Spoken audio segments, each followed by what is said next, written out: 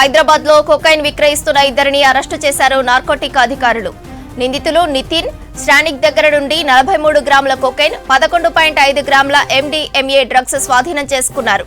పట్టుబడ్డ వాళ్లు మలక్పేట వాసులుగా గుర్తించారు. ముంబై నుండి డ్రగ్స్ తెప్పించుకుని సరఫరా చేస్తున్నట్లు నిర్ధారించారు. నిందితులకు ఆఫ్రికన్ మహిళలు డ్రగ్స్ సరఫరా చేస్తున్నట్లు ఎంక్వైరీలో తేల్చారు. పట్టుబడ్డ ఇద్దరిలో ఒకరు రియల్ ఎస్టేట్ వ్యాపారి కాగా మరో వ్యక్తి శానిటరీ షాపు నడుపుతున్నట్లు తెలిసింది. ఇదే విషయంపై మరింత సమాచారం అజయ్ అందిస్తారు. అజయ్, సిటీలో భారీగా డ్రగ్స్ పట్టుబడ్డట్లు తెలుస్తోంది, వివరాలేంటి?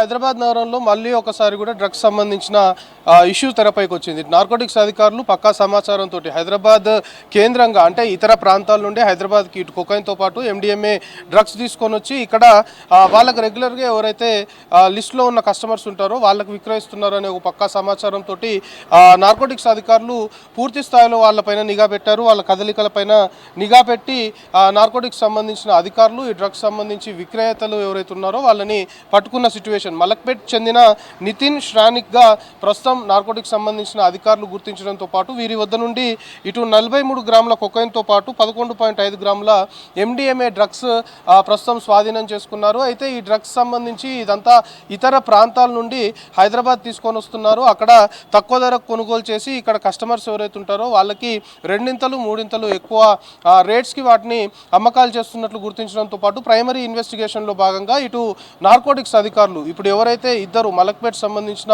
ఇద్దరు వ్యక్తులు ఈ డ్రగ్స్ని హైదరాబాద్ తీసుకొచ్చిన తర్వాత హైదరాబాద్లో చాప కింద నీరులో ఈ డ్రగ్స్ సంబంధించిన సప్లై చేస్తున్నారు అని ఎస్టాబ్లిష్ చేయడంతో పాటు ఆఫ్రికన్ సంబంధించిన లేడీస్ వీళ్ళకి డ్రగ్స్ సప్లై చేస్తున్నట్లు కూడా వీళ్ళకి సంబంధించి ఆ సప్లయర్లుగా ఆఫ్రికన్ సంబంధించిన లేడీస్ ఉన్నట్లు ప్రస్తుతం ప్రైమరీ ఇన్వెస్టిగేషన్లో గుర్తించారు. దాంతోపాటు వీళ్ళిద్దరు కూడా ఎవరైతే పట్టుబడ్డ ఇద్దరు హైదరాబాద్ సంబంధించిన వాళ్ళు, ఒకరు రియల్ ఎస్టేట్ వ్యాపారి కాగా ఇంకొకరు బిజినెస్ సంబంధించి అంటే వివిధ రంగాలకు సంబంధించిన వాళ్ళు, వీళ్ళిద్దరు కూడా స్నేహితులు కావడము, వీళ్ళు ఈ డ్రగ్స్ సంబంధించిన వ్యవహారంలో ఇద్దరు కలిసి కూడా వీటన్నిటిని కూడా సప్లై చేస్తున్నారు అనేది ప్రస్తుతం నార్కోటిక్స్ సంబంధించిన అధికారులు ఎస్టాబ్లిష్ చేస్తున్నారు. మెయిన్గా ఒకవైపు ఇటు HNU హైదరాబాద్ నార్కోటిక్స్ ఎన్ఫోర్స్మెంట్ వింగ్తో పాటు TG NAB at the same time law and order పోలీసులు, వివిధ జ్యూరిడిక్షన్ సంబంధించిన పోలీసులు ఎప్పటికప్పుడు డ్రగ్స్ సంబంధించిన దానిపైన నిఘా పటిష్టం చేశారు. మెయిన్గా ఇప్పుడు న్యూ ఇయర్ సంబంధించిన సెలబ్రేషన్స్ కూడా ఆసన్నమవుతున్నాయి. 31st నైట్ సంబంధించి సెలబ్రేషన్స్ కోసం ఇప్పటికే వివిధ ప్రాంతాల నుండి కూడా, ఎందుకంటే డిసెంబర్ 31కి 1-2 రోజుల ముందు కొంతమేరకు పటిష్టమైన నిఘా ఉంటుంది కాబట్టి దానికి ముందే ఆ డ్రగ్స్ మొత్తం కూడా హైదరాబాద్కి చేరడంతో పాటు ఈవెంట్స్ ఎక్కడైతే నిర్వహిస్తుంటారో గుట్టుచప్పుడు కాకుండా అక్కడికి చేరవేసే ప్రయత్నం జరిగే ఆ టైం అనమాట. సో ఈ టైంలోనే ఇటు నార్కోటిక్స్ సంబంధించిన అధికారులు, దాంతోపాటు TG NAB at the same time local jurisdiction సంబంధించిన పోలీసులు అంతా కూడా డ్రగ్స్ సంబంధించిన సప్లై పైన పూర్తి స్థాయిలో నిఘా పటిష్టం చేశారు. సో ఆ నిఘా పటిష్టం చేసిన దాంట్లో భాగంగానే ఇటు మలక్పేట్ సంబంధించిన ఇద్దరు వ్యక్తులు పెద్ద మొత్తంలో కూడా ఇతర ప్రాంతాల నుండి అంటే ముంబై నుండి హైదరాబాద్ డ్రగ్స్ తీసుకొచ్చిన తర్వాత ఇటు కొకైన్, MDMA మొత్తం కూడా ఇక్కడ ఉన్న కస్టమర్లకి విక్రయిస్తున్నట్లు పక్కా సమాచారంతో ప్రస్తుతం ఇద్దరిని అరెస్ట్ చేశారు. వాళ్ళిద్దరి నుండి బేసిక్ ఎంక్వైరీలో భాగంగా కొంతమేరకు ఇన్ఫర్మేషన్ తీసుకున్నారు. సో ఇన్డెప్త్ ఇన్ఫర్మేషన్ తీసుకున్న తర్వాత ఇంకా వీళ్ళకి సంబంధించిన కస్టమర్ లిస్ట్లో ఎవరెవరు ఉన్నారు, దాంతోపాటు ఈ డ్రగ్స్ సంబంధించి సప్లై విషయంలో వీరిద్దరే ఉన్నారా లేకపోతే ఇంకెవరైనా వీళ్ళకి బ్యాక్ ఎండ్ సపోర్ట్ ఇవ్వడం కావచ్చు, లేకపోతే ప్రత్యక్షంగానే వీళ్ళకి సపోర్ట్ చేయడం కావచ్చు, ఇంకా ఇందులో ఎవరెవరు ఇన్వాల్వ్ అయి ఉన్నారు అనేది ఇన్డెప్త్ ఎంక్వైరీలో తేలే అవకాశం ఉంది. సో ప్రస్తుతం నార్కోటిక్స్ అధికారుల నుండి అందుతున్న ఇన్ఫర్మేషన్ బట్టి హైదరాబాద్ చెందిన ఇద్దరు వ్యక్తుల నుండి ఇటు MDMAతో పాటు కొకైన్ సంబంధించిన డ్రగ్ని స్వాధీనం చేసుకున్నారు. ఇంకా ఈ కేసు సంబంధించిన దర్యాప్తు కొనసాగుతుంది. వీళ్ళ లిస్టులో ఎవరెవరు ఉన్నారు అనే కోణంలో ఇన్డెప్త్ ఎంక్వైరీ జరుగుతుంది అనేది ప్రస్తుతం అధికారుల నుండి మనకు అందుతున్న information. Sravanthi. Right Ajay. Prasad IMAX లో Hyderabad international short film festival జరుగుతోంది. ఈవెంట్ కి మంత్రి జూపల్లి కోమటిరెడ్డి హాజరయ్యారు. Right from the village level to the at the highest level, for which applies for all the sectors. Now we are seeing lot of instances which neither will be able to hear nor will be able to see nor able to read the kind of things going on in the society. So recently in my department of culture department, I constituted a committee, advisory committee, in which Narsingarao also is one of the advisory member. So for reforming this society and only the government alone cannot wipe out these kind of elements, these kind of things. Unless people like you involve in creating these short films, there are umpteen number of issues connecting to various fields. And on some other occasion, I myself invite you all these short filmmakers, let us exchange our views, how to come together, how to sort out all these issues. Why? Because in spite of spending lakhs of crores by the governments by way of welfare activities and development activities, and in spite of all the people, especially the farming community or the labor community, in spite of their hard work for the generations, still everybody is in debt trap. Everybody is debt trap. And a lot of, so there are several issues. My request with you all is, I'll call for a meeting, and as per everybody's convenience, let's have some sort of interaction, and how best we can root out these elements, these kind of things which are supposed to be wiped out from the systems of the society. So I thank you very much to you all for giving me this opportunity, and I request you all to excuse me because I have to inaugurate the book fair today, and I have to go through around and I have to select the books. Books also reform the society. From my cultural department, we are going to buy lot number of books to be placed at the villages, in the libraries, in the Gram Panchayats, so as to cultivate the habit of reading and all that. At least to some extent we can try to change the society. Thank you one and all for giving me this opportunity. Thank you. Thank you, sir. It is not an exaggeration if I say that some of us breathe cinema. Cinema is our life. So we are fortunate to have leaders like you who understand that cinema is. Odisha ముఖ్యమంత్రి మోహన్ చరణ్ మాంఝీతో భేటీ అయ్యారు deputy CM Bhatti Vikramarka. నైనిలో thermal power plant ఏర్పాటుపై ఆలోచన చేస్తామన్నారు Bhatti. Coal block pit head వద్ద thermal power plant ఏర్పాటు సాధ్యాసాధ్యాలపై అధికారుల బృందం అధ్యయనం చేస్తుందని చెప్పారు. బేగంపేటలోని ఓ హోటల్లో జరిగిన ఈ సమావేశానికి ఇంధన శాఖ principal secretary Naveen Mittal, Singareni CMD Krishna Bhaskar, ఇతర అధికారులు హాజరయ్యారు.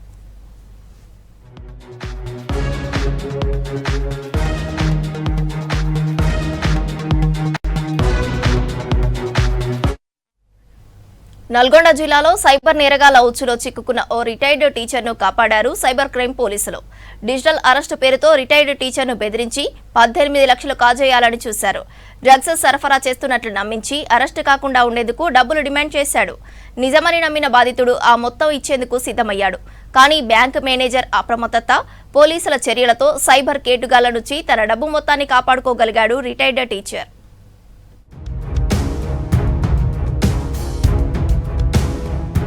రోజురోజుకి సైబర్ నేరగాళ్ల ఉచ్చులో పడే బాధితుల సంఖ్య పెరుగుతోంది. అవగాహన లేక కొందరు మోసపోతుంటే ముందు జాగ్రత్త అప్రమత్తతో కొందరు డబ్బులు కోల్పోకుండా కాపాడుకుంటున్నారు. నల్గొండకు చెందిన రిటైర్డ్ టీచర్ పుచ్చకాయల దేవేందర్ రెడ్డిని సైబర్ నేరగాళ్లు లక్ష్యంగా చేసుకున్నారు. ఆయన పేరుతో కొత్త సిమ్ తీసుకుని బెంగళూరులో డ్రగ్స్ సరఫరా చేస్తున్నట్లు తప్పుడు ఆరోపణలు చేస్తూ బెదిరింపులకు దిగి డబ్బులు డిమాండ్ చేశారు. అతని దగ్గర నుంచి డబ్బులు కాజేయాలని ప్లాన్ చేశారు.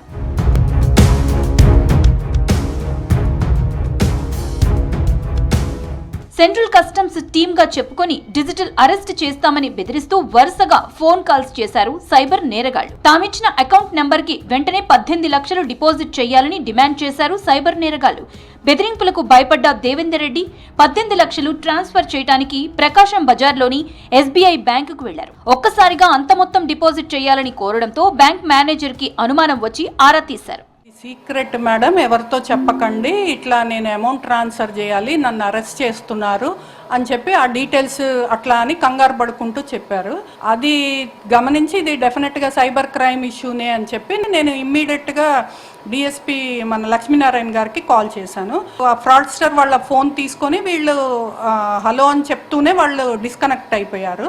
ఆఫ్టర్వర్డ్స్ డిఎస్పీ గారు వాళ్ళ కస్టమర్స్ని కౌన్సిల్ చేశారు. And then now they are happy that they have saved their amount fraudster దీంట్లోకి వెళ్లకుండా అనేసి. లేదు పుచ్చకాయల దేవేందర్ రెడ్డి అనే పేరు మీదే ఉంది కదా ఫోన్ నెంబరు. ఆ నెంబర్ తోటి అన్ని ఇల్లీగల్ యాక్టివిటీస్ చాలా మంది అమ్మాయిల ఫోటోలు, నగ్న ఫోటోలు అవి ఇవి చాలా రీసెర్చ్ చేస్తున్నారు. మరి నీ పేరు మీదే ఉంది, కేసు కూడా నమోదైందని చెప్పడం జరిగింది. అదే ఎస్ఐ రాహుల్ శర్మ అని చెప్పాడు. అతడు మరి ఫోటో కూడా ఇచ్చినా కానీ క్లియర్గా అతను మరి నమ్మడం జరిగింది నిజమే అనుకొని. వెంటనే సైబర్ క్రైమ్ పోలీసులకు సమాచారం అందించారు బ్యాంక్ మేనేజర్. తక్షణమే బ్యాంకుకు చేరుకున్న cyber crime DSP Lakshminarayana, SI Vishnu పరిస్థితిని గమనించి బాధితునికి అండగా నిలిచారు. దేవేందర్ రెడ్డికి వచ్చిన ఫోన్ కాల్ లిస్టుని పరిశీలించిన పోలీసులు సైబర్ నేరగాళ్లకు తిరిగి కాల్ చేయగా ప్రశ్నలకు తడబడుతూ సమాధానాలు ఇస్తూ తర్వాత ఫోన్ని స్విచ్ ఆఫ్ చేశారు. దీంతో 18 లక్షలు ట్రాన్స్ఫర్ కాకుండా సకాలంలో నిలువరించారు సైబర్ క్రైమ్ పోలీసులు. డిజిటల్ అరెస్ట్ అంటూ ఎవరు కాల్ చేసినా భయపడొద్దన్నారు సైబర్ క్రైమ్ డీఎస్పీ లక్ష్మీనారాయణ. ఇలాంటి మోసాలను నమ్మొద్దని సూచించారు. డిజిటల్ అరెస్ట్ అంటూ ఎవరు బెదిరించినా వెంటనే 1930 టోల్ ఫ్రీ నెంబర్కి ఫిర్యాదు చేయాలని తెలిపారు. ఈ డిజిటల్ అరెస్ట్ అనేది ఎక్కడ కూడా ఉండదు. ఏదైనా కేసులో ఉన్నప్పటికీ కూడా విచారణ నిమిత్తం పోలీసు వాళ్ళు మీ ఇంటికే వచ్చి విచారిస్తారు. అరెస్ట్ అయినా కానీ మీ ఇంటి దగ్గరే చేస్తారు. కాబట్టి దయచేసి డిజిటల్ అరెస్ట్ అనే పదము ఏ చట్టంలో లేదు. ఏదైనా కానీ మీరు సైబర్ క్రైమ్ పోలీస్ స్టేషన్ నుంచి కానీ లోకల్ పోలీస్ నుంచి కానీ మీరు మీ యొక్క డౌట్స్ ని క్లియర్ చేసుకోవచ్చు అని చెప్పి మిమ్మల్ని అందరినీ విజ్ఞప్తి చేస్తూ సైబర్ భారాలన ప్రజలు పడవద్దని చెప్పి కోరుకుంటున్నాను. సైబర్ నేరగాళ్ల మోసాలకు అప్రమత్తతే రక్షణ అన్నారు పోలీసులు. బ్యాంక్ సిబ్బంది సైబర్ క్రైమ్ పోలీసుల సమన్వయంతో బాధితుడు లక్షల్లో మోసపోకుండా ఆపగలిగారు. సకాలంలో స్పందించిన నల్లగొండ సైబర్ క్రైమ్ పోలీసుల పనితీరును అభినందించారు జిల్లా ఎస్పీ శరత్ చంద్ర పవార్. బీసీ రిజర్వేషన్లపై చిత్తశుద్ధి ఉంటే రాష్ట్ర ప్రభుత్వం నిరూపించుకోవాలన్నారు BC JAC chairman Jajula Srinivas Goud. Telangana పర్యటనకు వచ్చిన రాష్ట్రపతి ద్రౌపది ముర్ము వద్దకు అఖిలపక్ష నేతలతో కలిసి సీఎం రేవంత్ రెడ్డి భేటీ అవ్వాలని కోరారు. రాష్ట్ర అసెంబ్లీలో చేసిన బీసీ రిజర్వేషన్ల బిల్లును ఆమోదించాలని రాష్ట్రపతిని రిక్వెస్ట్ చేయాలన్నారు. హైదరాబాద్ బషీర్బాగ్ ప్రెస్ క్లబ్లో నిర్వహించిన సమావేశంలో జాజుల శ్రీనివాస్ గౌడ్ మాట్లాడారు. 21 రోజులు జరిగిన శీతాకాల పార్లమెంటు సమావేశాల్లో 21 నిమిషాలు కూడా బీసీ రిజర్వేషన్లపై చర్చ జరగలేదన్నారు. 42% బీసీ రిజర్వేషన్లు పెంచకుండా ఎంపీటీసీ, జెడ్పీటీసీ ఎన్నికలకు వెళ్తామంటే బీసీలు ఒప్పుకోరని చెప్పారు జాజుల. దగ్గర ధర్నా చేశారు. తెల్లారి రాష్ట్రపతిని కలవాలని చెప్పి నిర్ణయించుకుంది. రాష్ట్రపతి కలవలే. అప్పుడు అపాయింట్మెంట్ అడిగినామన్నారు, కలవలేదని చెప్పారు. ఇప్పుడు రాష్ట్రపతి గారు హైదరాబాద్లోనే ఉన్నారు. నాకు తెలిసి 22వ తారీఖు వరకు ఆమె గౌరవ రాష్ట్రపతి గారు హైదరాబాద్లోనే ఉంటారు. రేవంత్ రెడ్డి గారికి బీసీల పట్ల ఏమాత్రం చిత్తశుద్ధి ఉందా? రేవంత్ రెడ్డి గారు ఈ అవకాశాన్ని తీసుకో. ఎట్టి పరిస్థితుల్లో ఈ రాష్ట్రంలోనే రాష్ట్రపతి గారు ఉన్నారు కాబట్టి ఇక ఆమె మీ అపాయింట్మెంట్ను రిజెక్ట్ చేయడానికి వీలే లేదు. మీరు ఖచ్చితంగా బీఆర్ఎస్ని, బీజేపీని, ఎంఐఎంను, సిపిఐ, సిపిఎం, జనసమితి, బీసీ సంఘాలు అందరిని తీసుకుపోయి రాష్ట్రపతి దగ్గర కూర్చోబెట్టు. బీసీ బిల్లు మీరు పంపించినటువంటి బీసీ రిజర్వేషన్ల బిల్లు రాష్ట్రపతి దగ్గర పోయి 8 నెలలైంది.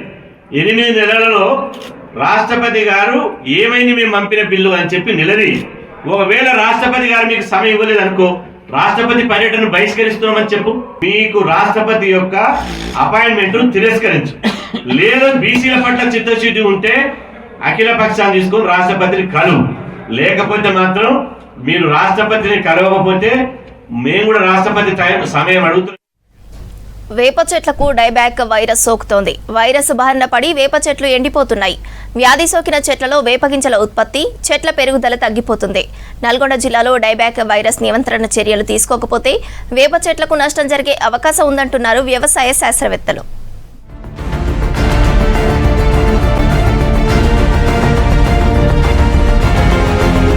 నల్గొండ జిల్లాలో ఎక్కడ చూసినా ఎండిపోతున్న వేప చెట్లు కనిపిస్తున్నాయి. చిన్న మొక్కల నుంచి పెద్ద చెట్ల వరకు అన్ని డైబ్యాక్ వైరస్ బారిన పడుతున్నాయి. ఈ వ్యాధికి కారణం ఫోమోప్సిస్ అజిటారిక్టియా అనే శిలీంధ్రం. ఇది చెట్టు కొమ్మల చివరి నుంచి మొదలై చెట్టు మొత్తం వ్యాపిస్తోంది. దీంతో ఆకులు ఎండిపోవడం, కొత్త చిగుర్లు రాకపోవడం, తర్వాత మొత్తం చెట్టే ఎండిపోవడం ఈ వ్యాధి లక్షణాలుగా మారుతున్నాయి.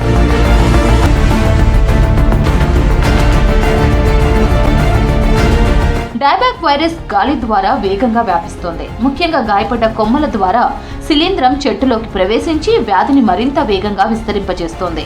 3 ఏళ్ల క్రితం కూడా ఇదే వ్యాధితో తమ ప్రాంతంలో 100 వేప చెట్లు వైరస్ బారిన పడి ఎండిపోయాయని గుర్తు చేస్తున్నారు నల్గొండ రైతులు.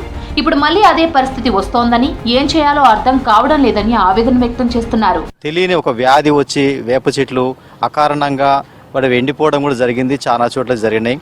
మరి మళ్ళీ అలాగే మళ్ళీ ఇన్ని రోజుల తర్వాత మళ్ళీ ఇప్పుడు కూడా వేప చెట్లు అదే దశలో ఎండిపోతూ ఉన్నాయి. ఇవి ప్రభుత్వం దీని దృష్టి పెట్టి మరి దానికి ఆ తెగులుకి కారణాలు కనుక్కొని దాన్ని మరి సస్యరక్షణ చేస్తే బాగుంటుందని చెప్పని మేము కోరుతా ఉన్నాం. మరియు ముఖ్యంగా ఇవాళ రహదారులు నిర్మించే క్రమంలో ఏవో రకరకాల చెట్లు నాటుతూ ఉన్నారు. గతంలో మరి ప్రజలు నాటుకున్న వేప చెట్లు పెద్ద పెద్ద వేప చెట్లు కొట్టివేసి మరి వాటి స్థానంలో పిచ్చి పిచ్చి చెట్లు ఒక ఆక్సిజన్ సరిగ్గా ఇవ్వని చెట్లను పెడతా ఉన్నారు. ఈ వేప చెట్లు మానవాళికి సహజ సిద్ధమైన ఆక్సిజన్ అందిస్తే చెడుగాలను తీసుకొని మంచి గాలిని ఇవ్వడంలో మరి అందరికీ తెలిసిన విషయమే. కానీ ప్రభుత్వాలు ఎందుకు మరి ఈ వేప చెట్ల పెంపకం మీద దృష్టి పెట్టడం లేదో అర్థం కావడం లేదు. ఇప్పుడు ఉన్న చెట్లను కాపాడలేకపోవడం ఒకటి దురదృష్టం అని అంటే, కనీసం కొత్తగా నిర్మించే రహదారులు కావచ్చు లేదా మరి చెట్లు పెట్టి వాటిని పెంచే క్రమంలో ప్రభుత్వం తీసుకుంటున్న ఆ పథకాల విషయంలో కూడా మరి ముఖ్యంగా వేప చెట్లు నాటాలని చెప్పడం కూడా లేదు. అదొక దురదృష్టం. మేము ఇవాళ ప్రత్యేకంగా కోరేదంటే ప్రభుత్వాన్ని ఒకటే, ఇప్పుడు ఎండిపోతున్న ఈ చెట్లకి తెగులు ఏదైతే ఉందో దానికి మరి సైంటిస్టులతోటి తగు మందు వాటికి స్ప్రే చేయటమో వాటిని మరి నివారించే క్రమం ఒకటి చేయాలి. రెండవది, మానవాళికి సహజసిద్ధమైన ఆక్సిజన్ అందిస్తున్నటువంటి వేప చెట్లను మరి విపరీతంగా పెంచాల్సిన అవసరం ఉంది. ఇటు పార్కులు కావచ్చు, ఇటు రహదారుల వెంట కావచ్చు, ఇతరత్ర పార్కుల్లో కావచ్చు కూడా పెంచాలని చెప్పని కూడా మేము కోరుతాం. కాండంపై కనిపించే గోధుమ రంగు అండాకార మచ్చలు ఈ వ్యాధికి ప్రధాన సూచన అంటున్నారు హార్టికల్చర్ అధికారులు. అటవీ శాఖ అంచనా ప్రకారం ప్రస్తుతం జిల్లాలో లక్షలాది వేప చెట్లు ప్రమాదంలో ఉన్నాయన్నారు. ఈ వ్యాధిని ముందుగానే గుర్తించి వెంటనే కొమ్మలను కత్తిరించాలని సూచిస్తున్నారు. ఆలస్యమైతే మొత్తం చెట్టే ఎండిపోతుందని, సమయానుకూల చర్యలు తీసుకుంటే నియంత్రణ సాధ్యమని చెప్తున్నారు. వైరస్ వచ్చేసి ఈ కరోనా టైముల నుంచి వైరస్ వచ్చేసి మరి ఏ ప్రాబ్లమో అది ఏమీ అర్థం కాదు, అన్నీ ఎండిపోతున్నాయి. దాని కొన్ని చెట్లు మొత్తము లేకుండా ఎండిపోతున్నాయి, కొన్ని ఏమో అట్లా మళ్ళీ కోలుకుంటున్నాయి. అది కరోనా టైంలో జరిగింది. మళ్ళీ మధ్యలో ఏం లేకుండే ఇప్పుడు మళ్ళీ అదే వైరస్ వచ్చింది. దీని గురించి ఈ హార్టికల్చర్ వాళ్ళు కానీ, గవర్నమెంట్ కానీ, ఈ ఫారెస్ట్ వాళ్ళు కానీ ఎవరైనా పట్టించుకొని ఏంటి ఈ వైరస్, ఎందుకంటే ఆయుర్వేదిక్ సంబంధించినటువంటిది వేప చెట్టు అనేది. మనం దంతధావనం చేసుకున్నా దేనికైనా ఇది బాగా ఉపయోగపడేది. అటువంటి వేప చెట్లు ఈనాడు అంతరించిపోతుంటే ఎవరు పట్టించుకునేటువంటిది లేదు. ఇక రాను రాను ఈ వేప చెట్టు అంటే మనం టీవీలలో ఇక్కడ వీటిలలో చూడాల్సినటువంటి పరిస్థితి, ఇది ఇట్లా ఉంటుంది అని మన రాబోయే తరం వాళ్ళకి చెప్పే పరిస్థితి ఏర్పడేటటువంటి విధంగా కనబడుతుంది. అంటే అటువంటి ఆరోగ్యకరమైనటువంటి గాలి కానీ, దాన్ని చెట్టు కింద కూర్చుంటే ఎంతో వాతావరణం సమ్మర్లో ఎంత ఆహ్లాదకరంగా ఉండేటువంటి ఈ వేప చెట్లు అంతరించిపోకుండా ఏమన్నా గవర్నమెంట్ చర్యలు తీసుకుంటే మంచిదే అని చెప్పేసి నా ఉద్దేశము. డైబ్యాక్ వైరస్ మరోసారి జిల్లాలోని వేప చెట్లను ధ్వంసం చేస్తూ పర్యావరణ సమతుల్యాన్ని దెబ్బతీసే ప్రమాదం ఏర్పడింది. అధికారులు, రైతులు సమన్వయంతో చర్యలు తీసుకుంటే మాత్రమే ఈ వ్యాధిని అరికట్టడం సాధ్యమంటున్నారు పర్యావరణ ప్రేమికులు. ప్రతి రోగానికి కూడా వేపాకు ఇది మనం ఔషధంగా భావించేటటువంటి వేప చెట్టుకే ఇలాంటి పరిస్థితి వచ్చిందని చాలామంది కూడా ఆందోళన చెందినటువంటి పరిస్థితులు ఉన్నాయి. మళ్ళా ఇప్పుడు అట్లాంటి పరిస్థితి అది కనపడతా ఉన్నాయి. అయితే గతంలో కూడా ఇలాంటి వచ్చినప్పుడు సరే హార్టికల్చర్ ఆఫీసర్స్ వాళ్ళు ఫంగిసైడ్స్ని కొన్నిటిని వేప చెట్లు అంటే 1, 2, 3 కాదు, కొన్ని లక్షలల్లా, వేలల్లా, కోట్లల్లా ఈ మొక్కలు ఉంటాయి. ప్రతి వాడకి, ఊరికి, పొలం, చిలకల ఉంటాయి. సో మరి మన మానవ ప్రయత్నంగా మన ప్రయత్నాలు మనం మళ్ళొకసారి వాటికి వాటరింగ్ ఇవ్వడం, లేదంటే న్యాచురల్ పద్ధతిలో వాటిని కాపాడుకునేటటువంటి ప్రయత్నం చేయడం, దాంతోపాటు సరే తప్పనటువంటి పరిస్థితిలో కూడా కొంతమంది ఏవైతే ఫంగిసైడ్స్ చేస్తారో దాని ద్వారా కూడా చేసుకొని అంటే ఇది ఏదో గతంలో వచ్చింది మళ్ళీ వస్తుంది బాగవుతుంది అనేటటువంటి అట్లా భారం వేసి ఊరుకుండకుండా అటు ప్రభుత్వాలు కానీ అటు forest department, pollution control board, అదేవిధంగా మున్సిపల్ వారు అందరూ కలిసి దీనికి ఎప్పటికప్పుడు మానిటరింగ్ చేస్తూ దీని మీద ఒక సరైనటువంటి రిపోర్ట్ తీసుకొని సైంటిస్టులను కూడా దీంట్లో సంప్రదించి ఈ వేప చెట్లని మనం బతికించుకొని వాటిని కాపాడుకునేటటువంటి ప్రయత్నం చేయాల్సిందిగా అందరినీ కోరుతా ఉన్నాను. వాతావరణ మార్పులు, ఇతర కారణాలతో మొక్కలకు వైరస్లు సోకే అవకాశం ఉందని చెప్తున్నారు శాస్త్రవేత్తలు. వాటి నివారణకు తగిన చర్యలు తీసుకోవాలంటున్నారు. ప్రతి ఒక్కరూ బాధ్యతగా వ్యవహరించి అధికారుల సూచనలకు అనుగుణంగా వైరస్ సోకిన మొక్కలు, చెట్లను తొలగించి ఇతర చెట్లకు వైరస్ వ్యాపించకుండా చూడాలని సూచిస్తున్నారు.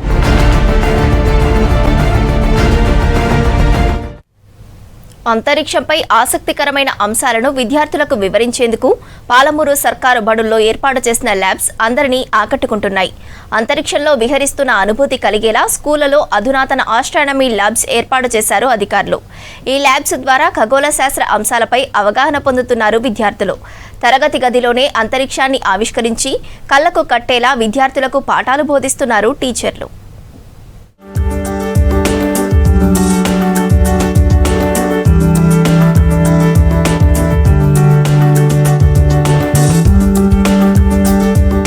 పాలమూరు జిల్లా సర్కారు బడుల్లో టీచర్ల పాఠాలతో పాటు సైన్స్ ల్యాబ్లు విద్యార్థులకు మరింత విజ్ఞానాన్ని అందిస్తున్నాయి. మ్యాథ్స్, సైన్స్తో పాటు సోషల్ సబ్జెక్టులకు సంబంధించి కూడా ల్యాబ్స్ ఏర్పాటు చేశారు అధికారులు. ఖగోళ శాస్త్ర పాఠ్యాంశాలు విద్యార్థులు సులభంగా గ్రహించేలా ఆస్ట్రానమీ ల్యాబ్స్ రూపొందించారు. జిల్లా కలెక్టర్ విజయేంద్ర బోయి, జిల్లా విద్యాశాఖ అధికారుల కృషితో సర్కారు బడుల తరగతి గదుల్లో అంతరిక్షాన్ని సృష్టించారు. విద్యార్థులు ఆస్ట్రానమీ పాఠాలకు సంబంధించి ఈ ల్యాబ్లలో అంతరిక్ష అనుభూతిని చెందుతూ విజ్ఞానాన్ని పొందుతున్నారు. I am studying in 10th class. Our school is Model Basic High School. ఇక్కడ మా స్కూల్లో ఆస్ట్రో ల్యాబ్ అనేది పెట్టిండు. ఇంతకుముందు టెక్స్ట్ బుక్లో చూసి చదువుకుంటే ఓన్లీ జస్ట్ టాపిక్స్ మాత్రమే అర్థమయ్యేటివి. ఇప్పుడు ప్రాక్టికల్గా చేస్తున్నాం కాబట్టి డీటెయిల్గా అర్థం చేసుకోవచ్చు. ఎగ్జామ్స్లో రాయడం కూడా చాలా హెల్ప్ అవుతుంది. ఇక్కడ బయాలజీ అంటే సెల్స్ గురించి అంతా అర్థం కావు, కానీ ప్రాక్టికల్ చూస్తున్నాం కాబట్టి మంచిగా అర్థమవుతున్నాయి. ప్రభుత్వ పాఠశాలల్లో 6 నుంచి 10వ తరగతి విద్యార్థులకు ఉపయోగకరంగా ఉండేలా ప్రయోగశాలను ఏర్పాటు చేసింది విద్యాశాఖ. భౌతిక, రసాయన, జీవశాస్త్రం తదితర సబ్జెక్టులకు సంబంధించిన 42 రకాల ప్రయోగాలు చేసేలా సదుపాయాలు కల్పించింది. విద్యార్థులకు చిన్ననాటి నుంచి సైన్స్ పై అవగాహన కల్పించాలనే ఆలోచనతో కలెక్టర్ విజయేంద్ర బోయి వీటిని అందుబాటులోకి తెచ్చారు. నా పేరు పి జ్యోతి. నేను 8వ తరగతి చదువుతున్నాను. మా school model basic high school. ఇది ఆస్ట్రానమీ ల్యాబ్. ఇందుట్లో అన్నిటికీ అన్నీ ఉన్నాయి. సో ఇక్కడ సోషల్, బయోస్, ఇంకా ఫిజిక్స్ అన్నీ ఉన్నాయి. మనము అది సబ్జెక్ట్స్లలో వినడం కన్నా లైవ్లో చూడడం వల్ల అన్నీ తెలుసుకోవచ్చు. ఏవి ఎలా ఉంటాయో తెలుసుకోవచ్చు. మన బాడీ పార్ట్స్ అన్నీ ఉంటాయి. ఇంకా ఫిజిక్స్లో ఏవేవి ఉన్నాయో కూడా అన్నీ ఉంటాయి. జిల్లా కేంద్రంలోని ప్రభుత్వ మోడల్ బేసిక్ ఉన్నత పాఠశాల, బాదేపల్లిలోని బాయ్స్ హై స్కూల్, గండీడు మండలం Vennachedu ZP high school, Koilkonda ZPHS, Chinthachinnakunta మండలం లాల్కోట జెడ్పీహెచ్ఎస్ లో మొదటిసారిగా ఈ ప్రయోగశాల ఏర్పాటు చేశారు. 3,70,000 వ్యయంతో ఒక్కో ల్యాబ్ ను నిర్మించారు. ఈ అధునాతనమైన ల్యాబ్ల ద్వారా విద్యార్థుల్లో సబ్జెక్టుపై ఆసక్తిని పెరుగుతోంది. నా పేరు PG Saikrishna. Model basic high school 10th even నుంచి మా స్కూల్ అయితే ఆస్ట్రో ల్యాబ్ అని ఒక ల్యాబ్ ఉంది. దాని ద్వారా మేమంటే బుక్స్లో అయితే బుక్స్లో అయితే చూసి చదువుకోవడానికి ఉంటుంది, కానీ ల్యాబ్లో అయితే ప్రాక్టికల్గా చేసి గుర్తించుకోవడానికి ఉంది. ఏది ఎలా వర్క్ అవుతుంది అనేది ల్యాబ్లో మంచిగా చూసి తెలుసుకుంటున్నాము. ఫిజిక్స్, సోషల్ అనేటివి బాగున్నాయి. సోషల్ అయితే ప్రతి ఒక్క ప్లానెట్ మీద, సోలార్ సిస్టమ్ మీద అవగాహన మొత్తం కలిగించుకోవచ్చు. దీనివల్ల ఫిజిక్స్ ప్రతి ఒక్క లాస్ గురించి అన్నిటి ఉన్నాయి. ఇదొక స్టెరియన్ ల్యాబ్. దీంట్లో వచ్చి మేము చాలా నేర్చుకున్నాం. ల్యాబ్లో physical, science, bio, social, English దానికి సంబంధించినవి చాలా ఉన్నాయి. మేము బుక్లో రీడ్ చేయడం దాంట్లో వల్ల ల్యాబ్లో వచ్చినందుకే చాలా నేర్చుకున్నాము. పాఠశాలలో ఒక తరగతి గదికి నీలం రంగులద్ది అంతరిక్ష నమూనా తయారు చేశారు అధికారులు. ఆకాశంలోని నక్షత్రాలు, గ్రహాలు, చుక్కలు, తోకచుక్కలను రూపొందించి వాటిని చూసి విద్యార్థులు సులువుగా అర్థం చేసుకునేలా ల్యాబ్స్ ఏర్పాటు చేశారు. అంతరిక్షంలో ఉన్నట్లుగా విద్యార్థులు అనుభూతిని పొందేలా ల్యాబ్లో టెలిస్కోప్ను కూడా ఏర్పాటు చేశారు. ఈ ల్యాబ్లలో భౌతిక శాస్త్రంలో 22, జీవశాస్త్రంలో 12, రసాయన శాస్త్రంలో 7 చొప్పున ప్రయోగాలు నిర్వహించవచ్చని చెప్పారు టీచర్లు. నా పేరు సాయిబాబు, ఫిజికల్ సైన్స్ టీచర్. నేను ఇక్కడ లాస్ట్ 1 month బ్యాక్ మన దగ్గర మా గవర్నమెంట్ హై స్కూల్ మోడల్ బేసిక్లో ఒక ఆస్ట్రో ల్యాబ్ను ఇనాగ్రేట్ చేయడం జరిగింది. గౌరవ కలెక్టర్ మేడం గారు, అదేవిధంగా అడిషనల్ కలెక్టర్ గారు దాదాపు ఒక 3.5 లక్షలతోటి ఇది ఇన్వెస్ట్మెంట్ చేసి చేయడం జరిగింది. ఇది మామూలుగా మనకు స్కైలో ఉన్నటువంటి ఫీలింగ్ కలుగుతూ ఉంది. సోలార్ సిస్టమ్ అనేటటువంటిది బుక్లలో మాత్రమే చదువుకునే వాళ్ళము. ఇక్కడ వస్తే ఆ పిల్లలందరూ కూడా స్టార్స్ చూడడం, సోలార్ సిస్టమ్ ఎట్లా ఉంటుంది, ప్లానెట్స్ గురించి తెలుసుకోవడం. It is Astro Lab, established 3 months back, established with the help of state higher authorities, Honorable DO, Honorable Collector and Honorable MLA sir and Honorable Additional Collector. With the help of this Astro Lab is the established. It is useful for the students. Each and every day 8th, 9th, 10th students are attending for this lab and it is practical lab. పాఠాలు విన్నా చదివినా అర్థం కాని విషయాలను అంతరిక్ష ప్రయోగశాలలో దృశ్య విజ్ఞానం పొందుతూ నేర్చుకుంటున్నారు విద్యార్థులు. సైన్స్, సోషల్ ప్రయోగాలు, ఆవిష్కరణలు, పరిశోధనలు, ప్రయోగాల పట్ల ఆకర్షితులవుతున్నారు స్టూడెంట్స్.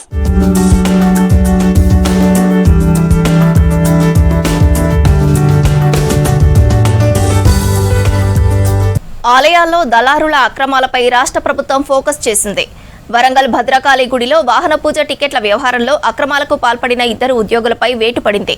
ఉమ్మడి వరంగల్ జిల్లాలోని ఆలయాల్లో అవినీతి, అక్రమాలపై విచారణ చేపట్టడంతో అధికారులు, సిబ్బందిలో ఆందోళన మొదలైంది. ఆలయాల్లో దళారుల దందాకు చెక్ పెట్టి మరీ కొందరిపై చర్యలు తీసుకునేందుకు సిద్ధమయ్యారు దేవాదాయ శాఖ ఉన్నతాధికారులు.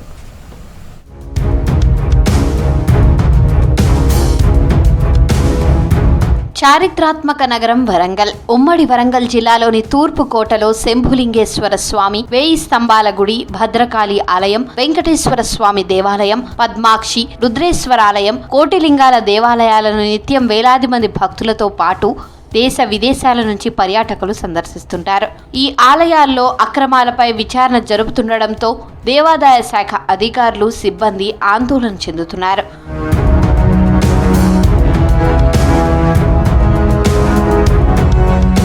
కోరిన వారికి కొంగు బంగారంగా భక్తుల కోరికలు తీర్చే తల్లి భద్రకాళి అమ్మవారు. తల్లిని దర్శించుకునేందుకు ఉత్తర తెలంగాణలోని ఖమ్మం, వరంగల్, ఆదిలాబాద్, కరీంనగర్ నుంచి భక్తులు వస్తుంటారు. వాహనాలు కొనుగోలు చేసి భద్రకాళి దేవాలయంలో పూజలు చేస్తే శుభం జరుగుతుందని భక్తుల నమ్మకం. అందుకే ప్రతిరోజు వందలాది వాహనాలకు భక్తులు కుటుంబ సమేతంగా వచ్చి పూజలు చేస్తారు. ఇదే అదునుగా భావించిన కొందరు ఉద్యోగులు, సిబ్బంది కుమ్మక్కై ఏడాది కాలంగా నకిలీ టికెట్లు జారీ చేస్తూ దేవాదాయ శాఖ ఆదాయానికి గండి కొడుతున్నట్లు ఆరోపణలు వస్తున్నాయి.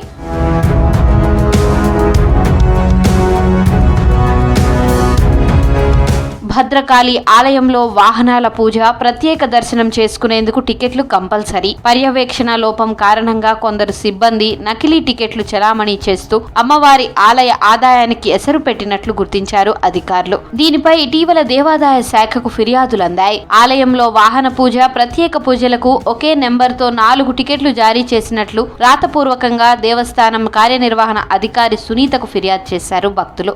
గవర్నమెంట్ నుంచి ఏదైతే దేవాలయం నుంచి బుక్కులు కొట్టిస్తారో సో దర్శనం టికెట్ల కోసం, అది 1-2 టికెట్లు కాకుండా వీళ్ళు అడిషనల్గా కూడా బుక్కులు కొట్టేసేసి అధికంగా పైసలు దండుకుంటా ఉన్నారు. అంతేకాకుండా బయట ఏదైతే దేవాలయానికి వచ్చేటువంటి కొంతమంది భక్తులు ఏదైతే ఇక్కడ వాహనాలు కొత్తగా కొనుక్కున్నటువంటి వాహనాలు ఏవైతే ఉంటాయో వాటన్నిటిని ఇక్కడ పూజ చేసుకోవాలనేసి ఇక్కడికి వచ్చినప్పుడు దారుణంగా వాళ్ళ డబ్బులు అనేది వాళ్ళు లాక్కోవడం అనేది జరుగుతుంది. ఇండైరెక్ట్గా కూడా టికెట్ల పేరు మీద ఆలయాలకు వచ్చే భక్తులకు సౌకర్యాలు కల్పించాల్సిన అధికారులు ఆలయ సేవలను పక్కన పెట్టి డబ్బులు సంపాదించడంపై దృష్టి పెట్టారని విమర్శలు వస్తున్నాయి. పార్కింగ్ టికెట్లు, ప్రత్యేక దర్శనం, వాహన పూజల కోసం భద్రకాళి, కోటంచ లక్ష్మీ నరసింహస్వామి, కొమ్మాల లక్ష్మీ నరసింహస్వామి, ఐనవోలు, రామప్ప ఆలయాల్లో నకిలీ టికెట్లు ఇస్తున్నారన్నారు. దీనిపై దేవాదాయ శాఖ అధికారుల నిఘా లేకపోవడంపై ఆగ్రహం వ్యక్తం చేస్తున్నారు భక్తులు.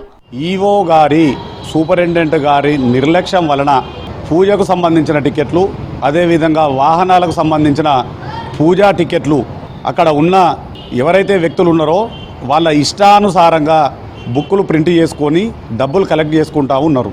ఇలాంటిది ఈ యొక్క గుళ్ళోనే జరుగుతున్నదా లేకపోతే మిగతా గుళ్ళలో జరుగుతున్నదా దాని మీద కూడా దృష్టి సారించాలి. భద్రకాళిలో మొన్న టికెట్లకు సంబంధించి ఒకటి ఒరిజినల్ ఇచ్చి 2-3 డూప్లికేట్లు ఇచ్చినటువంటి సంఘటన బయటకు వచ్చింది.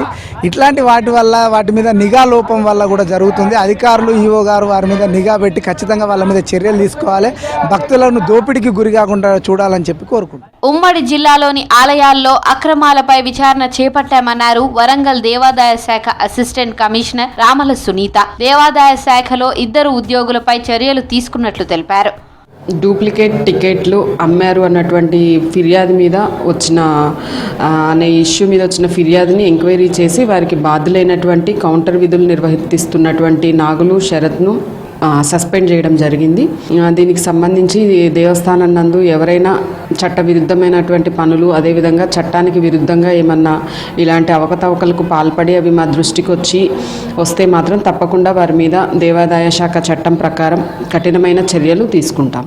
ఆలయాల్లో అక్రమాలపై దేవాదాయ శాఖ ఉన్నతాధికారులు స్పెషల్ ఫోకస్ పెట్టాలంటున్నారు భక్తులు. టికెట్ల జారీపై నిఘా పెట్టి భక్తులకు మెరుగైన సేవలు అందించాలని, ఆలయాల నిర్వహణలో పారదర్శకత పెంచాలని సూచిస్తున్నారు.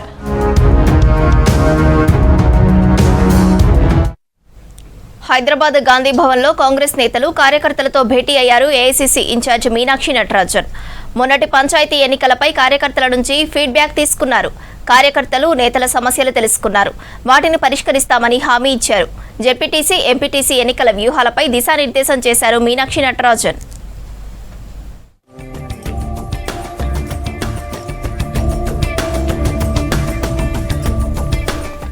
మరోవైపు మిగిలిన కార్పొరేషన్ చైర్మన్ల భర్తీపై కూడా ప్రభుత్వం ఫోకస్ చేసింది. 1-2 రోజుల్లో పోస్టుల జాబితాను విడుదల చేసే అవకాశం ఉంది.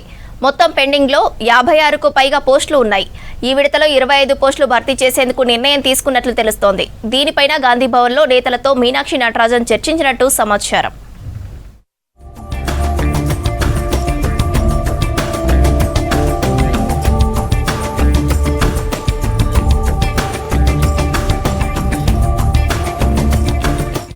ఇవి బులెటిన్ అప్డేట్స్.